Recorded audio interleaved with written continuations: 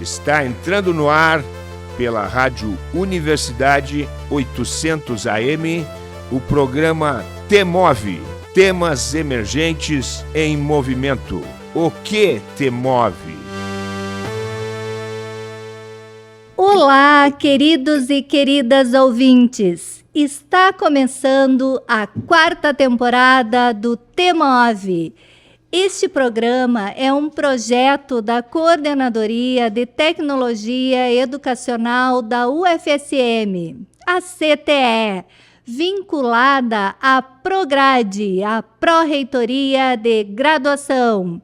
Eu sou a Maria Aparecida Zolim, pedagoga da Coordenadoria de Tecnologia Educacional e apresentadora deste programa aqui nos estúdios da Rádio Universidade 800 AM e 107.9 FM. Bom, hoje nós temos o privilégio de contar com uma pessoa muito especial, que é a doutora Margarete Prete Dalcomo. E, doutora Margarete, antes dele apresentar, eu quero dizer que eu tenho um agradecimento muito especial a fazer à senhora. No período da pandemia, cada vez que eu vi uma entrevista com a senhora, mesmo que muitas vezes a senhora não trazia notícias boas, mas trazia a realidade, eu senti uma esperança muito grande, porque estávamos abandonados pelos poderes públicos e ouvi-la me trazia esperança, aquele sentimento de não estar abandonada, de não estar sozinha. Então, em saber que tinha pessoas como a senhora que estavam lutando por nós. Então, como cidadã, meu muito obrigada. Imagina, prazer. Prazer, uma responsabilidade, mas, sobretudo, compromisso de dizer, mesmo quando as notícias, como você disse muito bem, não eram exatamente boas, mas nós sempre tentamos dizer a verdade e passar um laivo de esperança também, né? Com certeza. Bom, a doutora Margarete possui graduação em Medicina pela Escola de Medicina da Santa Casa de Misericórdia de Vitória, residência médica em pneumologia, especialização em pneumologia sanitária pela Fiocruz e doutorado em medicina pela Escola Paulista de Medicina. É membro titular da Academia Nacional de Medicina, seção de Medicina, pesquisadora sênior da Fiocruz, docente da pós-graduação da PUC Rio de Janeiro. Na pandemia da Covid-19, foi uma força incansável na luta pela desinformação e na busca pela vacinação. Colunista semanal do jornal O Globo em A Hora da Ciência, presidente da Sociedade Brasileira de Pneumologia e Tisiologia no biênio 2023-2024, escreveu mais de 100 artigos científicos e em 2022 ganhou o Prêmio Jabuti na categoria Ciência, com o livro Um Tempo para Não Esquecer, a visão da ciência no enfrentamento da pandemia do coronavírus e o futuro da saúde. Doutora Margarete, eu chego a estar emocionada. Seja muito bem-vinda. Muito obrigada, um prazer. Bom, nós temos uma pergunta que dá título ao nosso programa. Margarete, o que te move? Me move muitas coisas, né? Eu acordo, todos os dias quando eu acordo e ponho os pés no chão, eu agradeço por mais um dia com saúde. Então, me move muito esse compromisso com uma vida mais saudável, né? Não só para aqueles que eu assisto e trato, mas para mim também, né? E acho um espetáculo cotidiano abrir a minha janela, eu moro de frente para a lagoa, olhar o Cristo Redentor na minha frente e partir para o trabalho. Então, o que me move é o prazer de fazer tudo que eu faço. Eu não faço nada que eu não goste de fazer. Tem algumas coisas que eu não gosto e que a vida exige que nós façamos, mas, em geral, eu faço tudo que gosto. Eu trabalho no que eu gosto, eu assisto pacientes, eu faço pesquisa clínica, eu escrevo, eu sou escritora, eu estou escrevendo um novo livro, eu tenho vários prefácios de livros de outros autores para entregar. Então, escrever é algo que exige muito esforço, concentração, mas é muito agradável, né? Como diz Saramago, é uma dor, mas é uma dor boa de sentir, né? E é um exercício muito solitário, mas estar solitário também é um luxo, né? Para mim, assim, é tão raro poder ficar concentrada, assim, mas, enfim, é muito bom. Então, fazer o que se gosta é algo que faz muita diferença na vida, né? Então, me move fazer tudo que eu faço, né? Eu gosto muito do meu cotidiano. Eu sou muito boa, sou uma boa globetrotter, eu poderia dizer, então gostaria de estar vendo outras culturas com mais frequência, viajar mais, mas infelizmente nós não podemos fazer tudo que queremos, né? Mas temos que gostar de tudo que fazemos, então é mais ou menos isso. Perfeito. E quem é a Margarete que não está no Lattes? Olha, eu acho que não sou uma pessoa misteriosa, né? Eu sou muito assumidamente transparente, né? Sou uma mulher com uma trajetória bastante, eu diria, singular, né? Não, eu fiz muitas coisas na vida, né? Exceto ter filhos, mas eu plantei várias árvores, né? Que frutificam, estão muito bonitas, inclusive. Escrevi livros. Só não fiz uma prole, gostaria muito, né? Gostaria muito de ter sido mãe, mas a vida não me permitiu que assim o fosse, né? Mas eu sou muito amiga, sobretudo, né? Eu acho que quem é meu amigo sabe disso, né? Eu tenho amigos de praticamente 60 anos, né? Tenho amigos que foram meus amigos no colégio primário, somos amigos até hoje de nos frequentar, então isso é algo muito bom, né? Eu sou muito presente na vida da minha família, é uma família muito pequena. Eu tenho duas irmãs maravilhosas, de quem eu sou muito ligada, então temos uma relação assim muito estreita, muito presente, muito cúmplice, muito solidária, e, enfim, sobretudo depois do falecimento dos nossos pais, né? E sou muito presente na vida, como eu não sou mãe, sou muito presente na vida dos meus sobrinhos e afilhados, enfim, sobretudo dos meus amigos e pacientes, né? Então, sou uma pessoa, eu diria, bastante acessível, mas muito exigente também, né? Eu não tenho muita paciência, né? Um dos meus defeitos é não ter tanta paciência para bobagens, para coisas, né? Assim, não me chame para jogar, por exemplo, para jogar conversa fora. Isso é absolutamente impossível, né? Não acho graça, né? Prefiro que me chame para ouvir uma boa música, é melhor. Perfeito. Doutora Margarete, o seu livro Um Tempo para Não Esquecer, a visão da ciência no enfrentamento da pandemia do coronavírus e o futuro da saúde, este que foi publicado em 2021 e que vencedor do Jabuti, como é que foi esse processo de escrita? Eu gostaria que a senhora falasse um pouquinho deste livro. E quero dizer que eu já li e que realmente, assim, ó, em muitos momentos eu fiquei muito emocionada, realmente relembrando dos tempos, né, terríveis que foi a pandemia.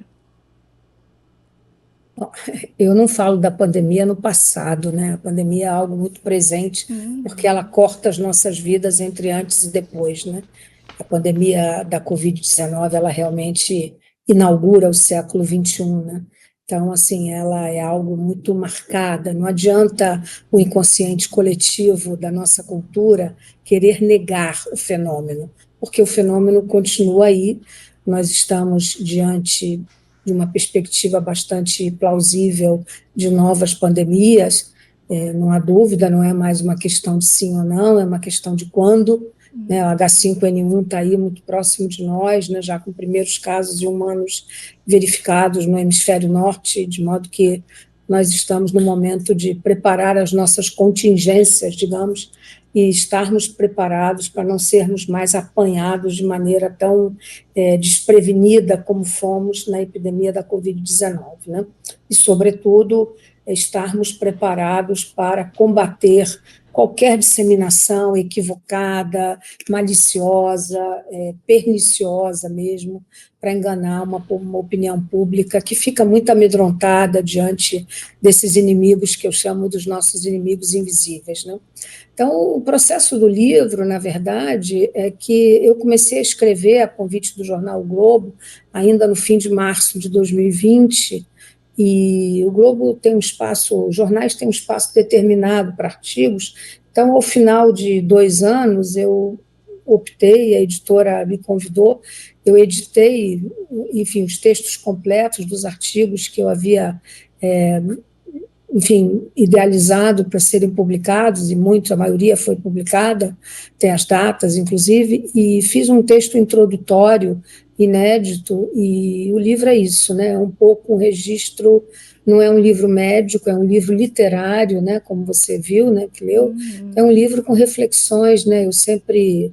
Uma história do homem, sobretudo nos 2 últimos milênios, ela se marca por epidemias, né? As epidemias, cada uma delas, nos 2.000 últimos anos, elas vêm acompanhadas de um fenômeno cultural muito frequente nas diferentes culturas. Então, o livro é um pouco isso, né? Ele tem um fio, uma linha, digamos assim, histórica, né? Do momento em que aquilo começou, e sempre fazendo como é que eu vou dizer, esse paralelo entre presente e passado, né? Como eu tenho dito sempre, escrevi isso no meu artigo de ontem do Globo, dessa terça-feira, eu escrevo às terças-feiras, não dá para olhar o futuro sem olhar o passado, né? Isso é um erro, né? A própria inteligência artificial, ela trabalha com o conceito de nunca perder o fio da meada daquilo que ocorreu, né? Porque senão você não tem base, né? Tem pouca base para fazer uma perspectiva, digamos, né? Sim, sim. Realmente é uma leitura assim, ó, que nos faz pensar, mas a senhora aborda com muita sensibilidade, o que faz o livro ser muito gostoso de ler. Obrigada, fico contente. A pandemia ela foi contida graças à vacinação, um empenho realizado pelos cientistas como a senhora, porque os poderes públicos que deveriam nos cuidar e proteger geraram fake news, ocasionando um descrédito em relação à vacinação, inclusive de outras doenças. Crianças deixando de ser vacinadas e doenças como sarampo e a pólio voltando a nos assombrar. Vacinas sendo colocadas fora por passarem do prazo de validade. Em 1904, tivemos a revolta da vacina, onde o povo, por falta de informação e por notícias falsas, que não chamavam de fake news na época, dentre elas, né, de quem se vacinasse viraria vaca. Só mudou de 1904 para 2020, mudou o animal, né, que em 2020 era jacaré. O que está sendo feito para conscientizar as pessoas de que a vacinação é segura e que a vacinação não é uma decisão individual, mas sim coletiva? Se eu não levo o meu filho a se vacinar, o meu filho pode ficar doente e contaminar as outras crianças. Já voltamos a ser referência na vacinação como a gente sempre foi? Ou ainda temos um resgate a fazer, um caminho para percorrer? Não, são várias perguntas, né? A pergunta é muito boa, né? Enfim, desde o início da pandemia da Covid-19, ficou muito claro para nós, considerando que se tratava de uma virose aguda e de transmissão respiratória, que para esse tipo de doença, a grande arma a ser utilizada seriam as vacinas. Então, essa é a primeira coisa a entender. Virose crônica se trata com remédio, hepatite C, AIDS, etc., né? Virose aguda, sarampo, poliomielite, isso trata com vacina, né? Então, nós já percebíamos naquele momento que isso era estratégico passar para as pessoas. Depois houve esse fenômeno extraordinário em que plataformas que haviam sido testadas para outras doenças e que não funcionaram, como, por exemplo, as plataformas de vacinas conjugadas, né, de vacinas adjuvantadas, como foi a vacina da AstraZeneca, né, com adjuvante de outros vírus, de adenovírus símio ou humano, enfim, e vacinas compostas com diferentes plataformas, inclusive as de RNA mensageiro, elas haviam sido testadas para o ebola, não funcionou, para a chikungunya não funcionou, e o resgate dessas plataformas permitiu que, num período muito curto, de um ano, sem que nenhuma das etapas éticas e regulatórias fosse pulada, nós conseguíssemos testar e provar em ensaios enormes de fase 3, onde se inclui milhares de pessoas, e aí o Brasil teve um papel determinante, porque nós incluímos muita gente nos estudos de fase 3 das principais vacinas testadas e aprovadas pela nossa Anvisa, ficava muito claro que essa era a grande arma. E desde o início nós começamos a ter que nos confrontar com uma retórica oficial muito danosa, muito equívoca, né, que colocava em risco, diante de uma população que estava vivendo uma situação totalmente nova, que tinha muito medo, que estava isolada, e o isolamento é algo que viola uma cultura muito gregária como a nossa, né, como nós sabemos. Então, houve toda uma necessidade era mais importante desconstruir a informação falaciosa que era totalmente contaminava muitos meios de comunicação, contaminava, sobretudo, as redes sociais. E as redes sociais tiveram um papel, e tem até hoje, extremamente maléfico na disseminação de notícias ruins, né? Então, hoje, aliás, eu escrevi isso também no meu artigo de ontem, no Globo, né, que é muito chocante como ainda há tantas vozes obstinadas, né, que continuam propalando informações equivocadas, informações mentirosas mesmo, né, inclusive no meio médico. É muito triste isso, né?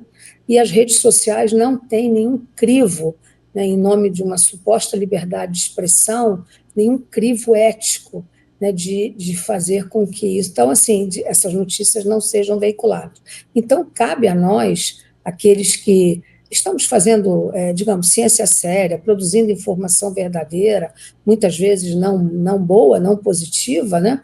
Eu me lembro que, no Natal de 2020, um jornalista me perguntou na véspera se era verdade que eu ia dizer em público e ao vivo de que não podia ter Natal, e eu disse sim, eu vou dizer que não pode ter Natal, porque não pode ter Natal.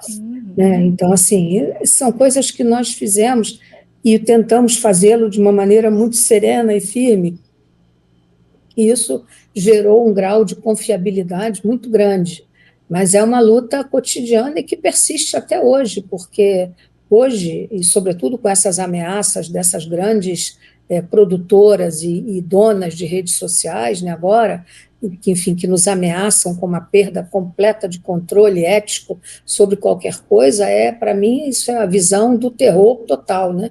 Porque se nós já tivemos tanto trabalho de desconstruir informações, tanto as oficiais, gerar informações de boa qualidade, que foram geradas, inclusive as epidemiológicas, por um consórcio de veículos de comunicação, dado ao fato de que as geradas pelo Ministério da Saúde, naquele momento, não respondiam nem no timing necessário e nem na confiabilidade que era exigida. Então, assim, esse trabalho, a meu juízo, ele continua, né? Nós continuamos muito atentos com essa desconstrução necessária dessas informações que, infelizmente, continuam a ser passadas para a nossa população.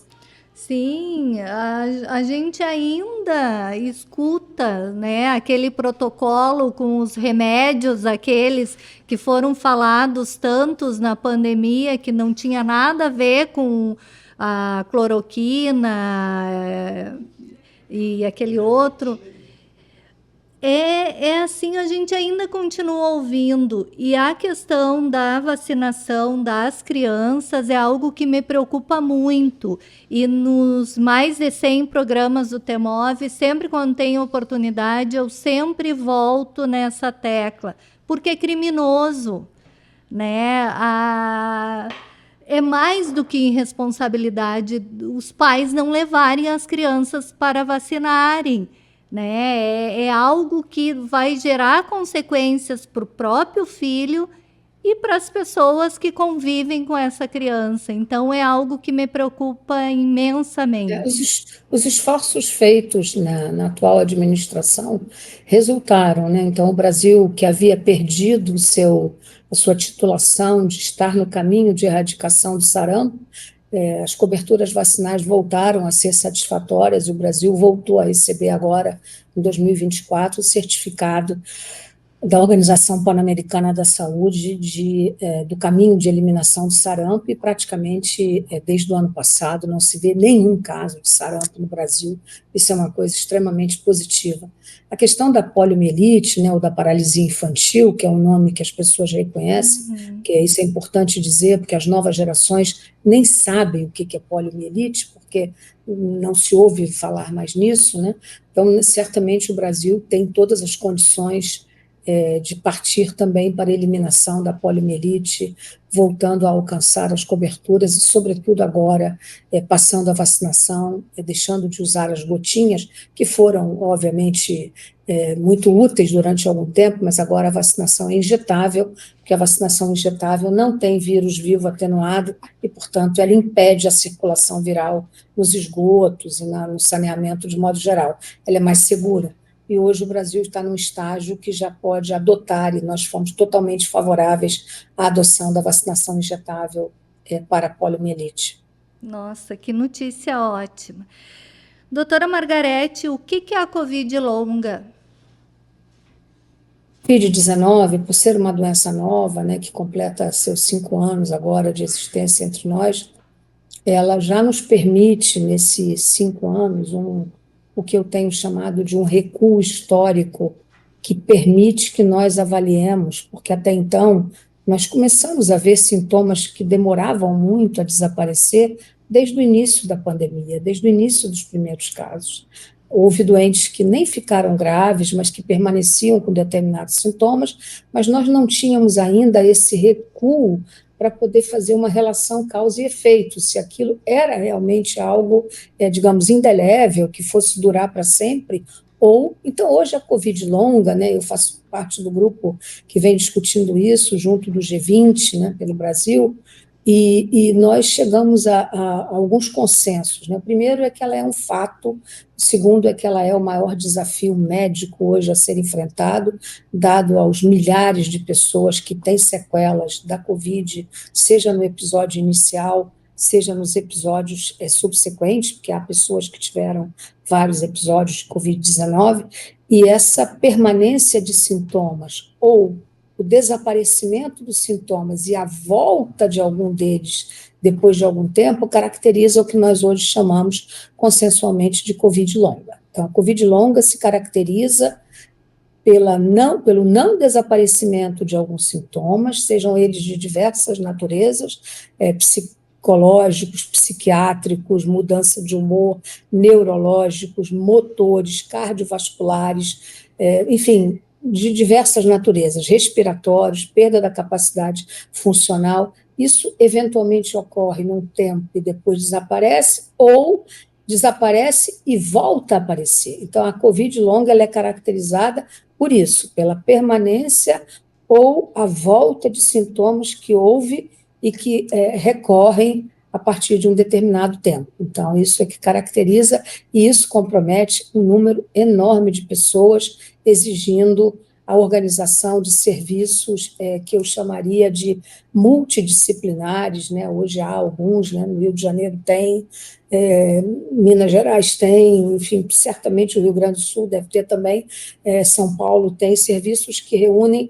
diversas especialidades para a reabilitação dessas pessoas, tanto do ponto de vista funcional, psicológico, né, trauma, pós-Covid grave. Tem muitas situações muito difíceis e complexas de serem tratadas.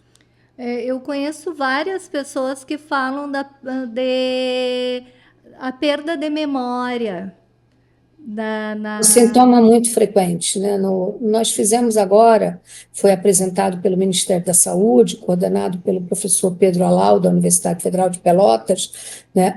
A segunda fase do EPI-Covid, que é uma coorte de pacientes, né? De pessoas acompanhadas no Brasil, para verificar a prevalência de sintomas pós-Covid, né? E o EPI-Covid revela que, de acordo com os estudos internacionais, a perda de memória é o segundo ou terceiro sintoma que prevalece nessas pessoas, né? O cansaço, a fadiga é o primeiro deles, né? A perda de uma certa capacidade para algumas tarefas que a pessoa fazia anteriormente e compromisso, perda temporária de memória ou especificamente para alguns lapsos que possam ocorrer. Isso é muito frequente. Doutora Margarete, a senhora, nesse momento, está com uma campanha sobre a conscientização do uso dos vapes. Eu gostaria que a senhora nos falasse quais são os malefícios dessa nova onda que está, principalmente, sendo usado por jovens. Bom, os cigarros eletrônicos, né, eles vêm numa sequência do que nós chamamos as ilusões e as fake, né, digamos, criados pela indústria do tabaco no mundo, né? Então, a indústria do tabaco, quando ela começou a perceber que havia toda uma campanha muito substantivamente muito forte no mundo todo, e o Brasil é um belo exemplo disso, né? Nós diminuímos a nossa proporção de população fumante de 40% para hoje um pouquinho mais de 10%. A indústria, e embora a nossa população esteja envelhecendo rapidamente, mas nós somos muitas pessoas no Brasil, então nós ainda somos um mercado muito promissor de jovens, né? Então a indústria criou isso que eu chamo dessa invenção diabólica, né, que são os cigarros, os dispositivos eletrônicos de fumar. Né? E eles são muito maléficos mesmo, primeiro porque eles não precisariam existir, né? O ideal seria que todo esse esforço, esse investimento da indústria do tabaco fosse direcionada para outra coisa, né? Que as pessoas que plantam tabaco, desde as plantações, né, no momento, e o Rio Grande do Sul é um belo exemplo disso, porque é o lugar que mais produz folhas de tabaco no Brasil, né? Então, sem dúvida, essas pessoas precisariam ser direcionadas para uma outra atividade, né, para que justamente nós tivéssemos uma redução na produção disso, né?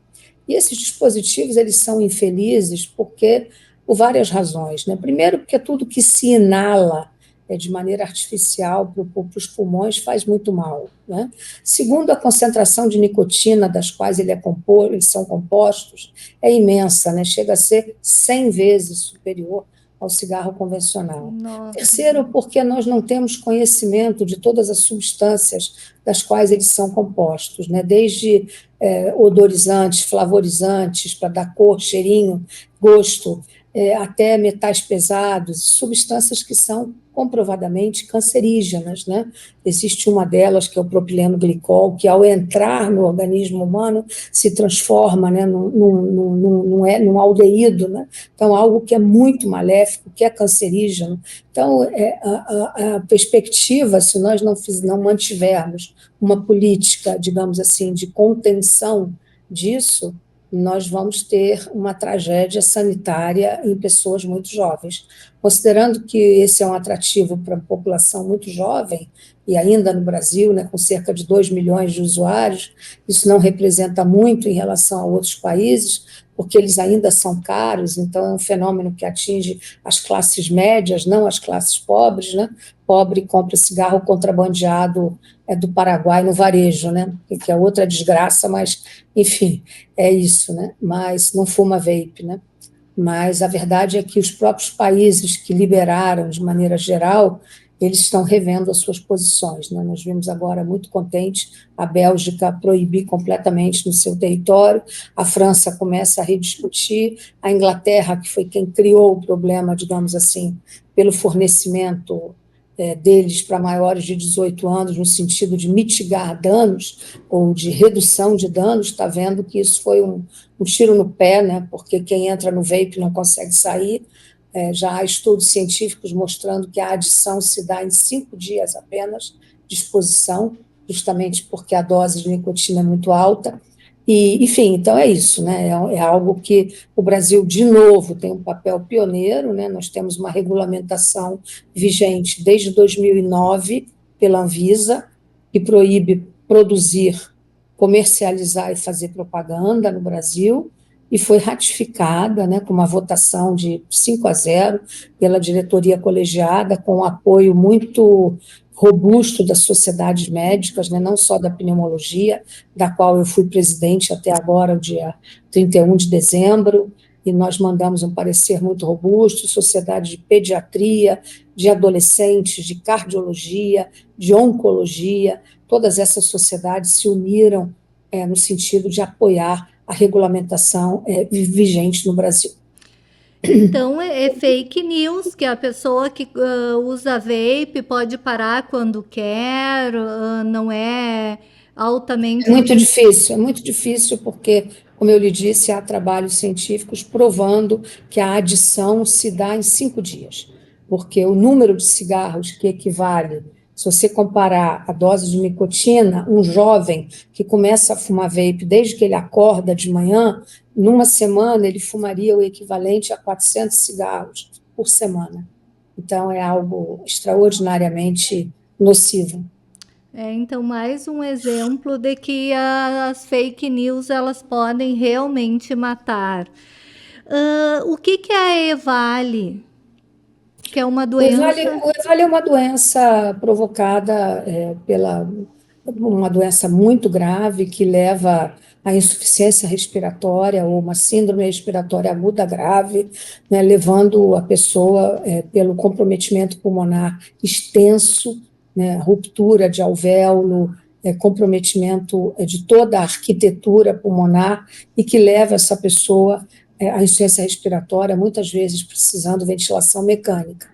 Hoje nós já tivemos, nos Estados Unidos teve um momento em que houve vários casos de mortes, todos eles abaixo de 25 anos, a Organização Mundial da Saúde determina a doença, dá um código internacional de doença, então ela já é uma doença reconhecida, com CID e tudo, né, no sistema da OMS, e nos preocupa muito. No Brasil, nós estamos aguardando, nós já solicitamos isso, que a Anvisa proceda a digamos assim, a um registro nacional para que nós saibamos quantos casos de EVALI nós já tivemos no Brasil e o número de mortes já provocados por esses dispositivos.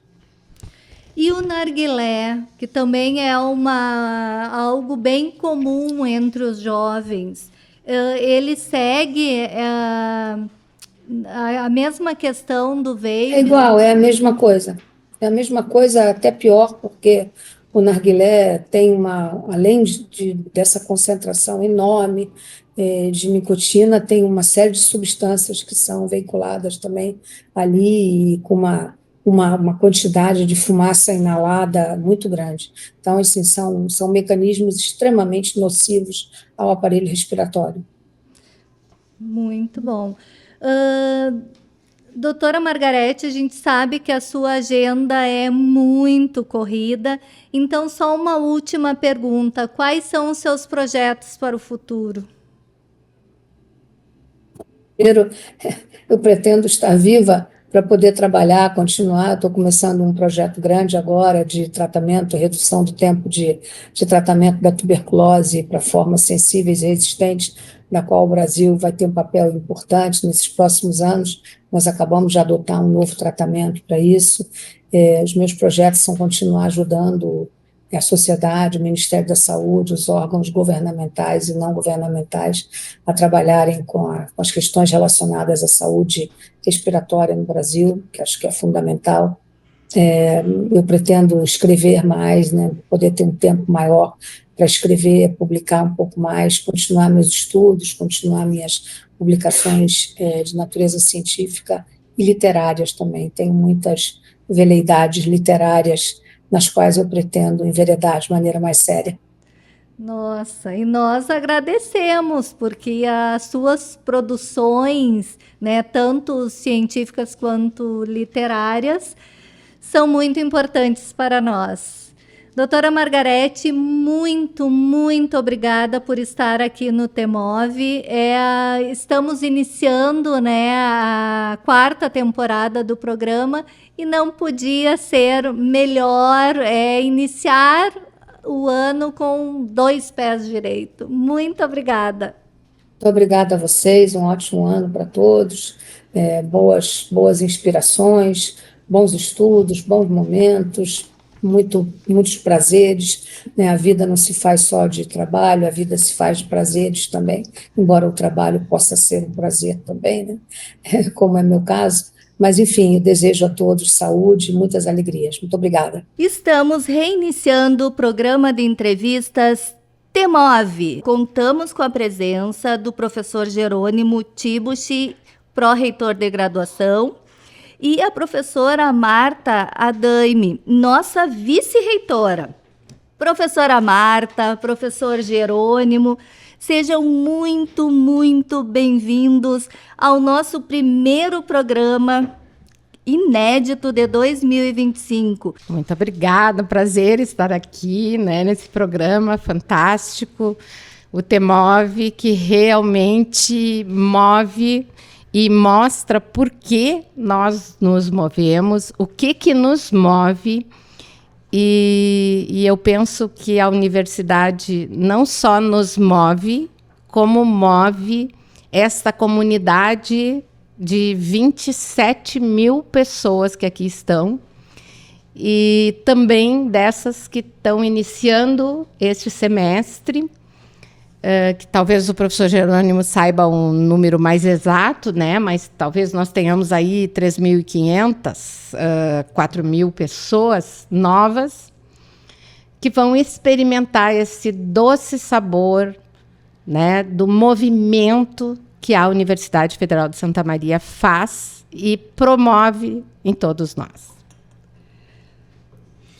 Bom, uma satisfação, agradecer, Cida, Jean e Yuri, por toda essa mobilização que vocês fazem aqui, tanto na técnica quanto na manutenção do TEMOV, e dizer que é uma satisfação estar aqui do lado da professora Marta, a professora Marta, com a qual já estive junto com ela há mais de 10 anos, né, envolvendo a pró-reitoria de graduação, né, então iniciei na pró-reitoria de graduação na gestão da professora Marta e fui aprendendo com ela ao longo do tempo essa evolução e essa construção que a gente tem, e principalmente a gente falava um pouco antes de vir para cá, o trabalho que a gente faz, né, quando a gente enxerga o brilho nos olhos, né, de todos os nossos servidoras e servidores, isso é muito importante, né, ou seja, que as pessoas estão, né, fazendo o que gostam e principalmente pensando no coletivo, pensando nessa grande comunidade que é a nossa universidade e pensando no futuro da universidade. Então, quando a gente trabalha assim,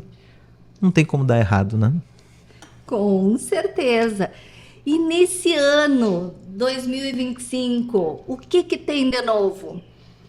O que podemos esperar? Quais as perspectivas para esse ano?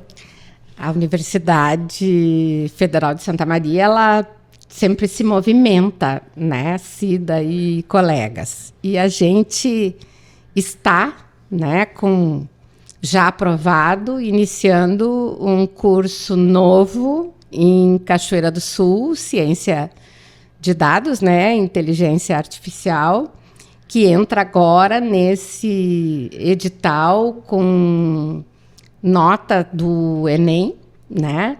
E um curso muito esperado, muito batalhado pela equipe de técnicos e docentes de Cachoeira do Sul.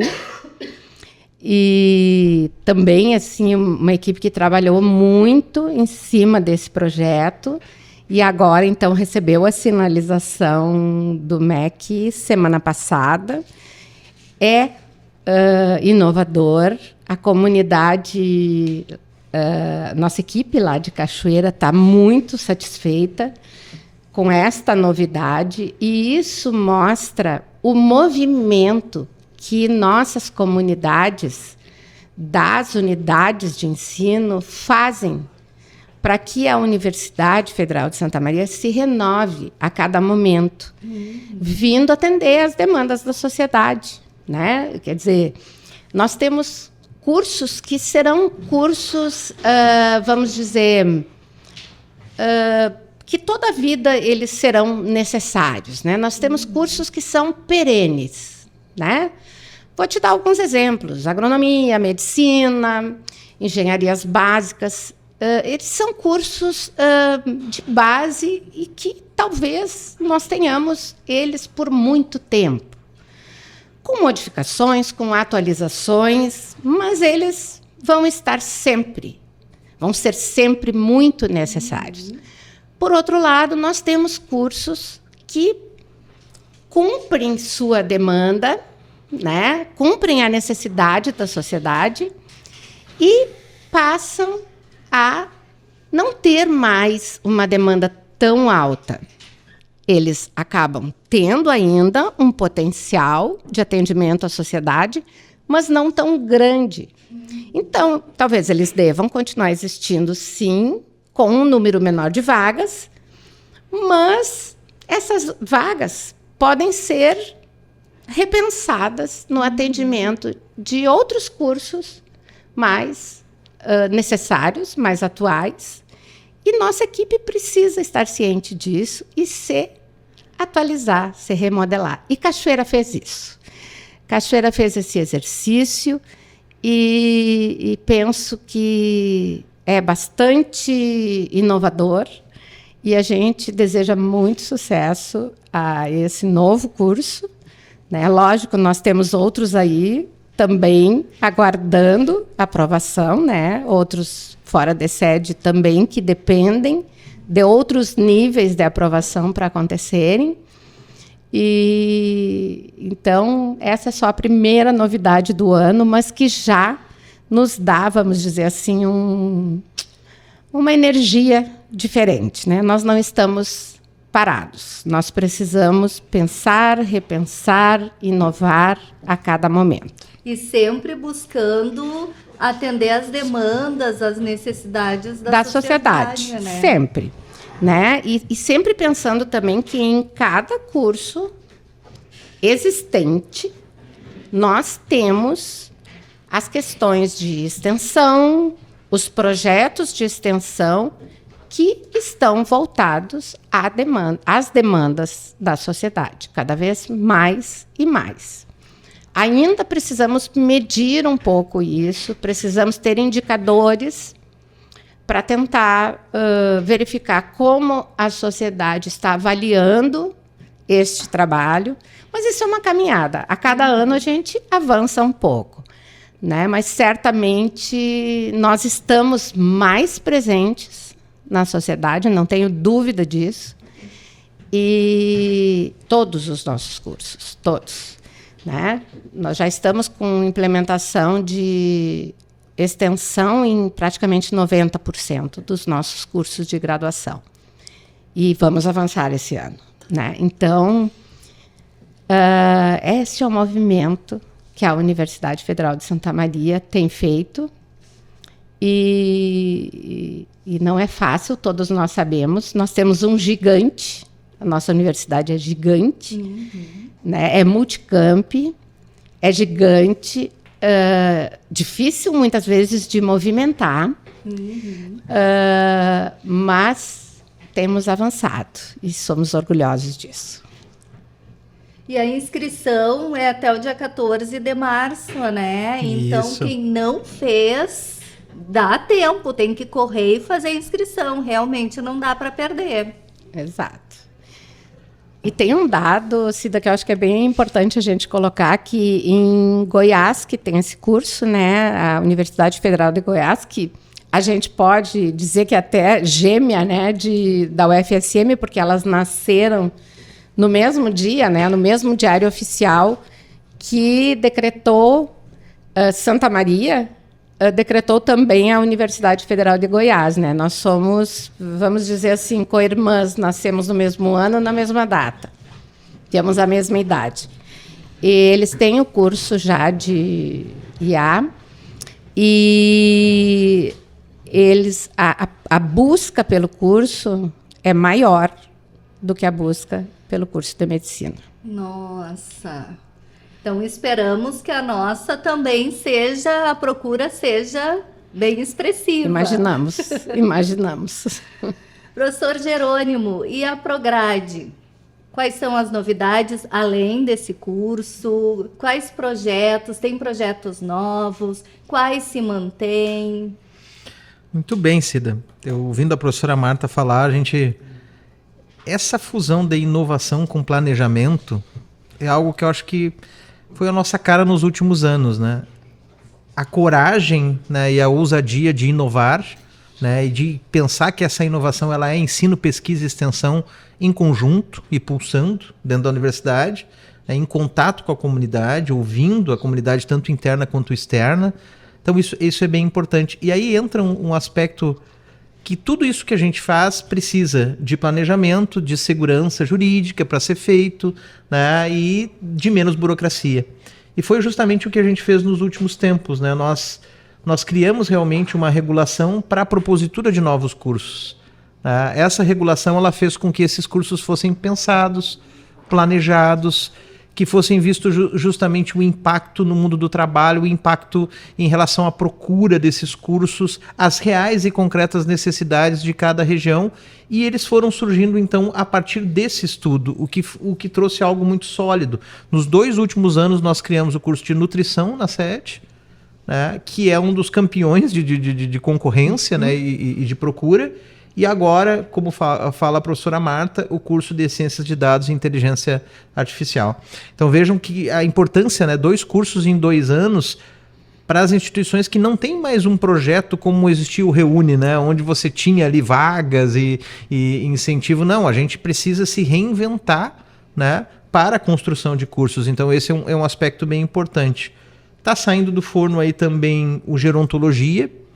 E o Gerontologia a gente pode adiantar, nós temos um grupo de trabalho que envolve professores do CETISM e do Politécnico também, que vai utilizar o Geronto como o primeiro processo nosso que envolve a ideia do Verticaliza, que é um projeto do governo federal, do Ministério da Educação, com a Centec e com a própria CESU, cuja ideia é que esse estudante tenha uma trajetória em curso técnico e aproveite esses conteúdos desenvolvidos em curso técnico em um curso de graduação.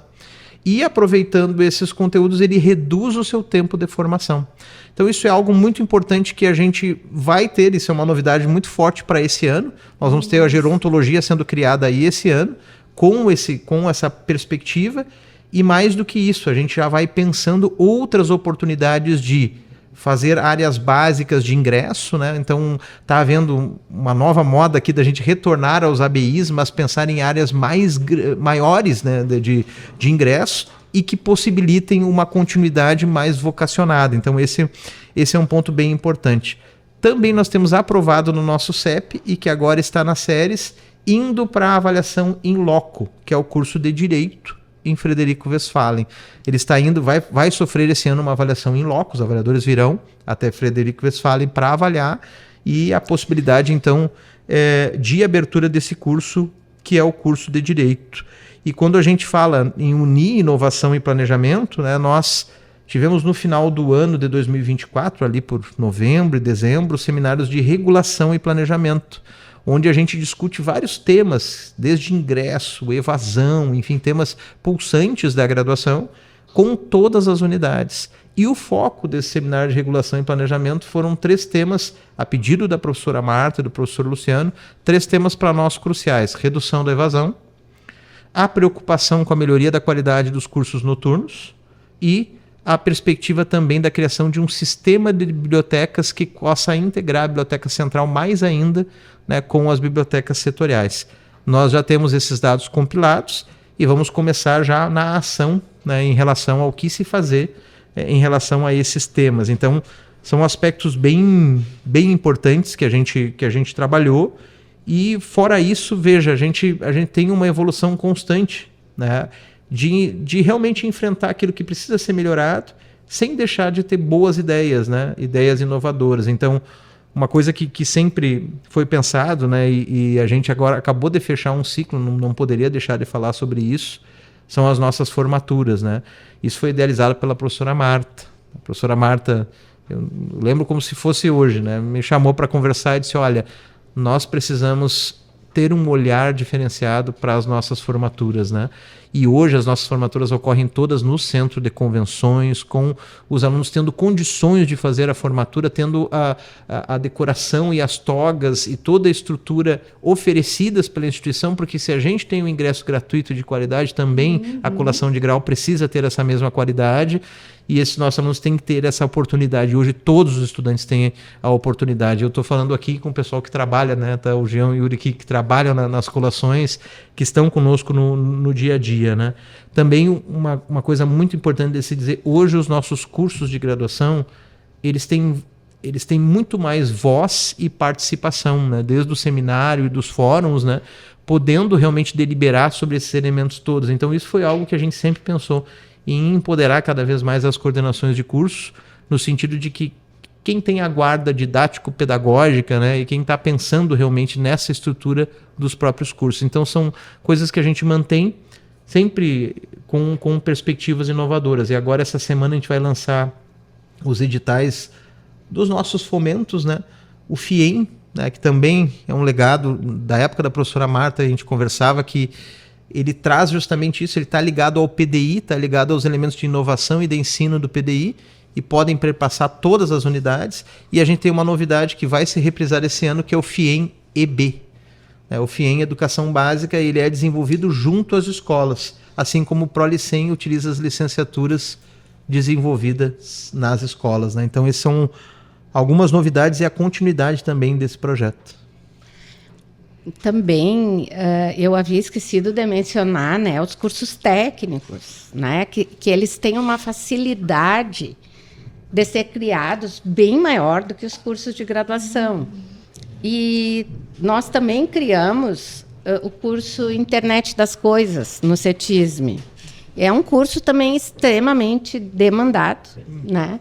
E foi um curso criado com apenas uma vaga docente, e em parceria com o Politécnico. É um curso também que tem muita demanda, e é exatamente nesse sentido que a gente está fomentando a criação de novos cursos, que tenham demanda, que exijam um número pequeno de corpo técnico e que a gente consiga atender, né, com mais facilidade até, e muitas vezes ocupando vagas de outros cursos que não preenchem adequadamente.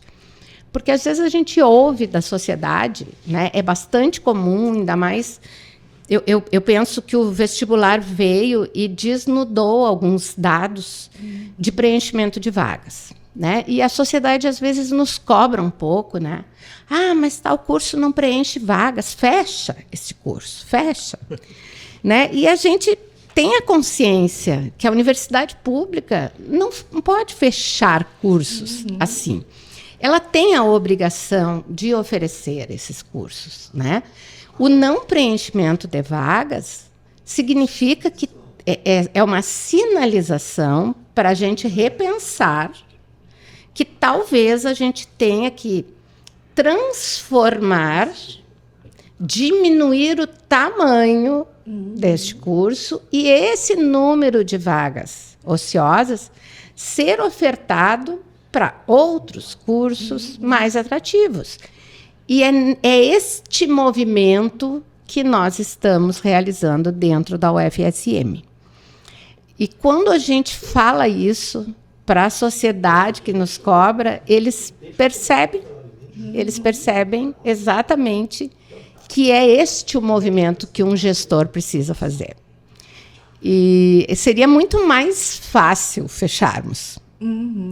Esse seria um movimento que nos daria menos problemas, vamos dizer assim, mais cômodo, zona de conforto, né? Justifica para o MEC, fecha, né? E remaneja umas vagas para os cursos que têm mais procura, remaneja a infraestrutura e segue.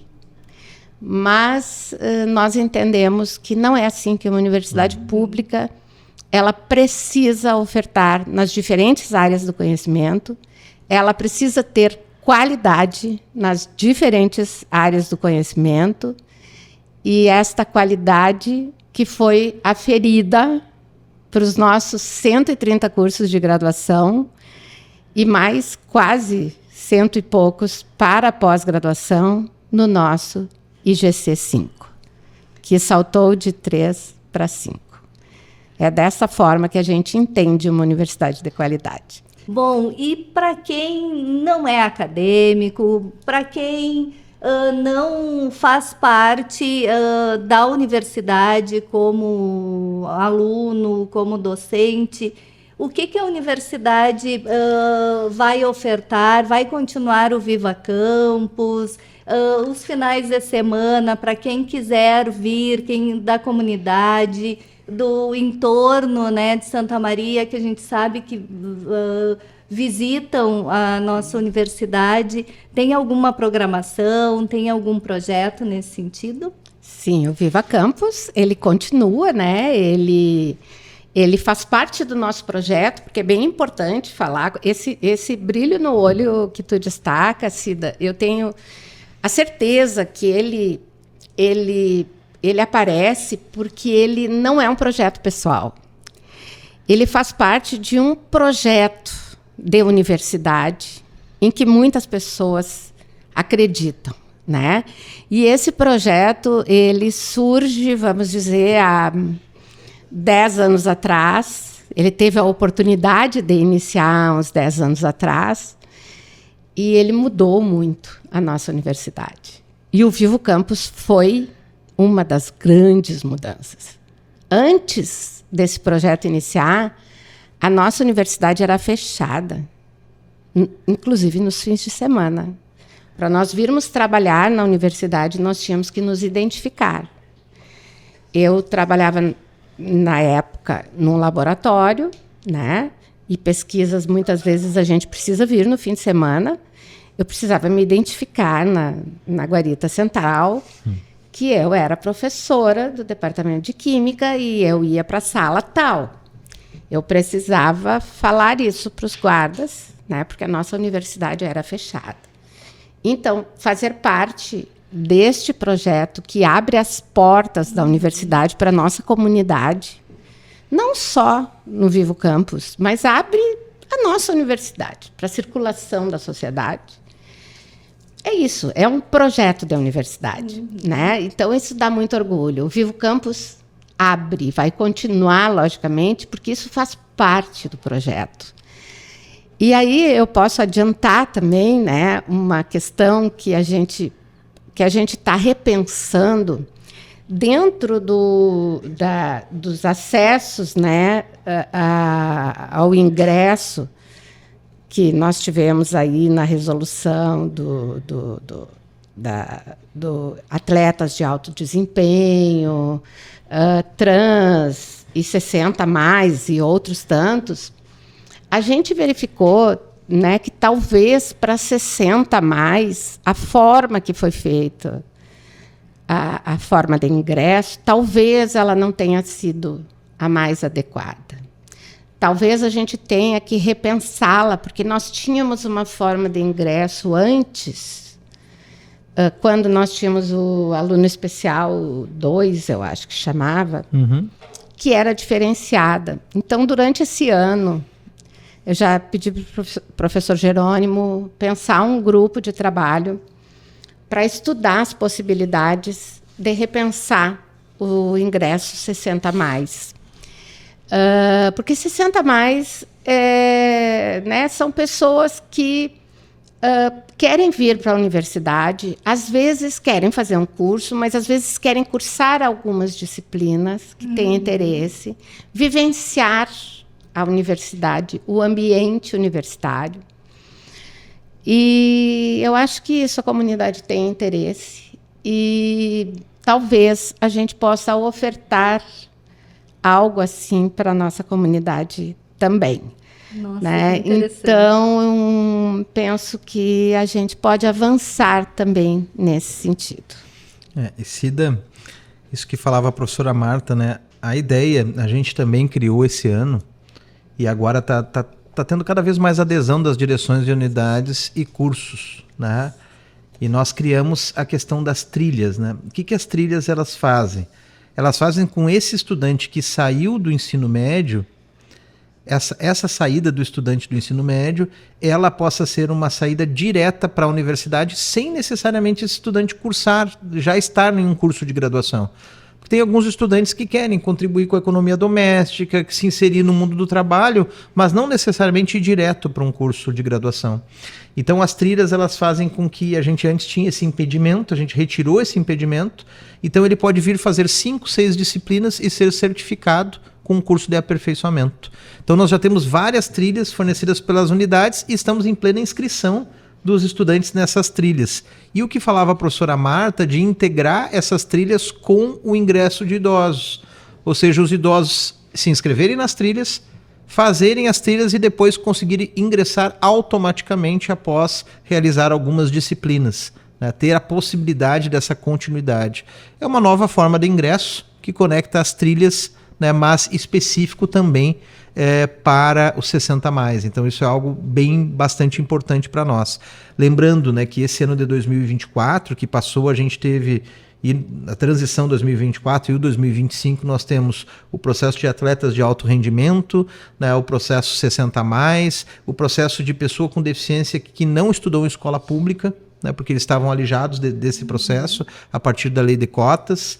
Também o ingresso de pessoa trans e um ingresso de pessoa quilombola e indígena com prova específica, com elementos que envolvem linguagem e cultura indígena e linguagem e cultura quilombola em provas diferentes. Né? Então todos esses processos eles são hoje, né, também os medalhistas de Olimpíadas de Conhecimento fazem com que o nosso ingresso seja diverso.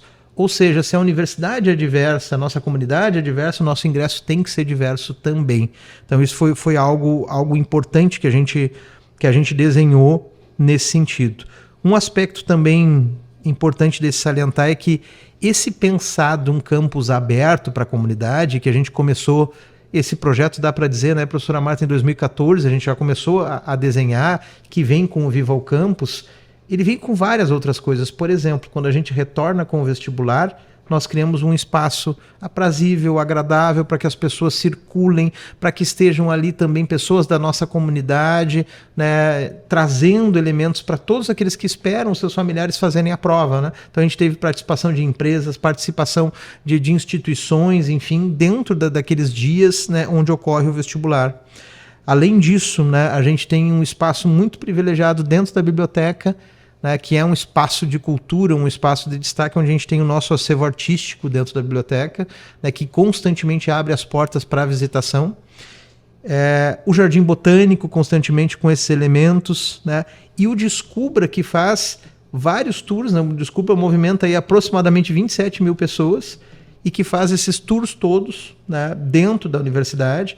E esse ano nós tivemos uma edição realmente especial. Fantástico. Foi uma edição que a gente teve dificuldade, sim, foi um ano de calamidade esse ano que passou, mas a gente conseguiu fazer talvez a maior edição do Descubra já realizada. Né? Então a gente tem orgulho muito porque se tornou, professora Marta, não só a maior feira do interior do estado, mas quiçá também a maior feira do estado, porque a gente não tem conhecimento de outra feira tão grande, né, que envolva a educação no estado também dessa forma. Então, são elementos e são conquistas, mas sempre com a universidade plural, com a universidade de porta aberta, né, com a universidade recebendo a comunidade e, mais importante, a partir da extensão, a universidade indo até onde a comunidade está.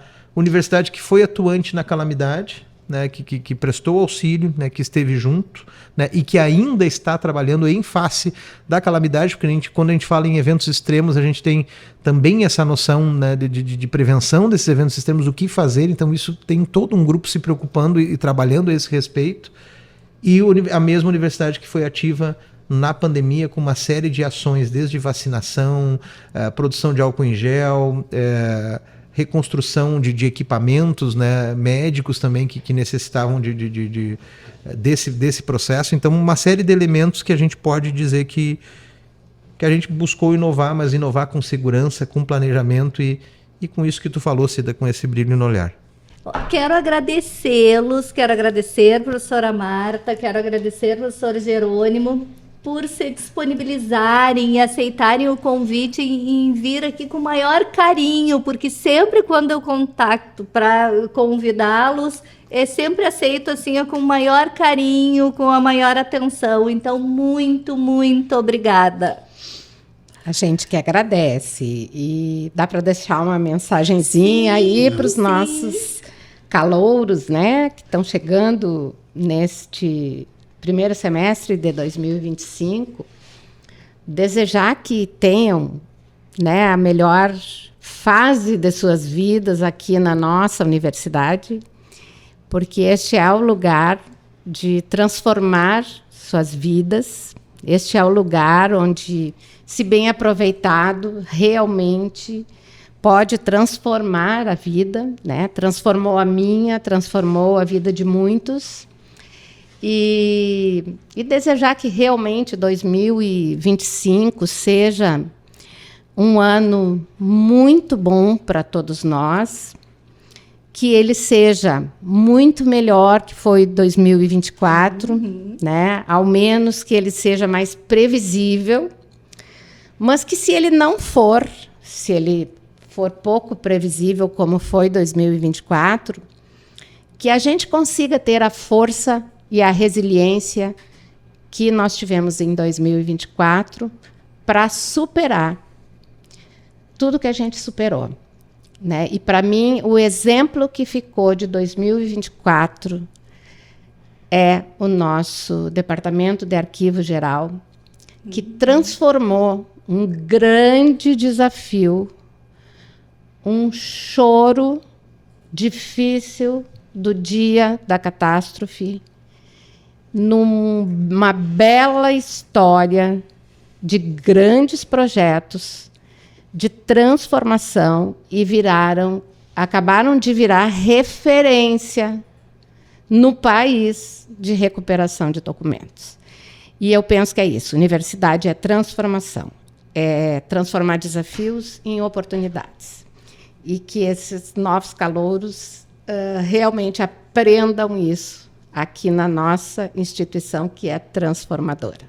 Tenhamos todos um grande ano.